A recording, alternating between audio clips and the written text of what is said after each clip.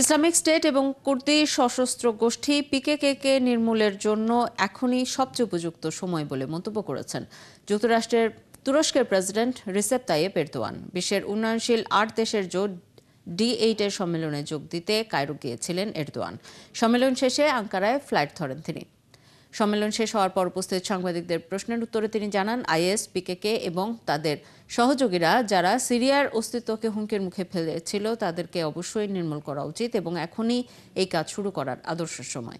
এ ব্যাপারে সিরিয়ার বর্তমান সরকারের কর্মকর্তাদের সঙ্গে বৈঠক হয়েছে জানিয়ে এরদোয়ান বলেন, কিছুদিনের মধ্যেই এই ইস্যুতে বিস্তারিত আলোচনার জন্য এরদোয়ানের একান্ত বিশ্বস্ত এবং তুরস্কের শীর্ষ কূটনীতিবিদ হাকান ফিদানকে দামেস্কে পাঠানো হবে।